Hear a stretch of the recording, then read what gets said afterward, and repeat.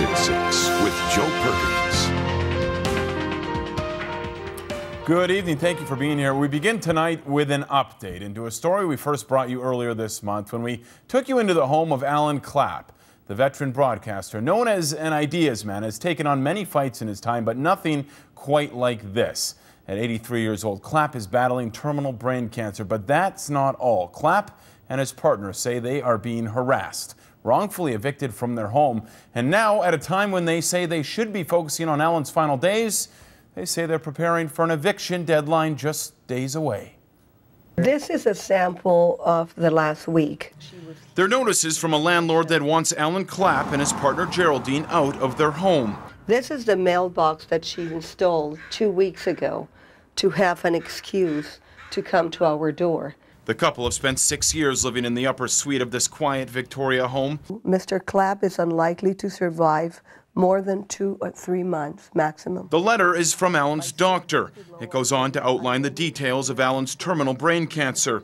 They're difficult words to read, especially when Geraldine is fighting two battles, one against cancer, the other a landlord.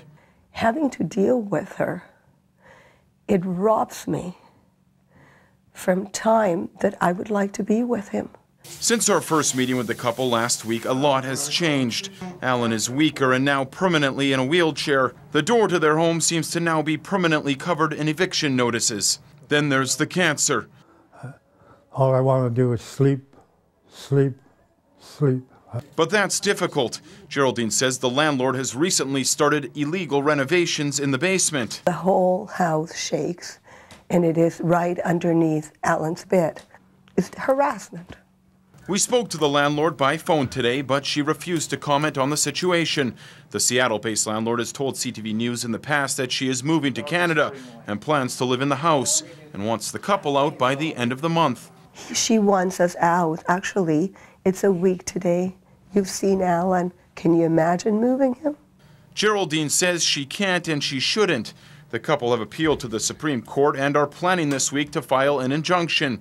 Their lawyer says it's not a slam dunk, but it should be a temporary solution. For Alan, it's a difficult end to a life that's been full of memories, some of the greatest in 1976, when his habitat farm in Vancouver attracted the likes of Mother Teresa and Margaret Trudeau. Now the ideas man says he feels helpless, caught up in two battles he never imagined he'd be fighting.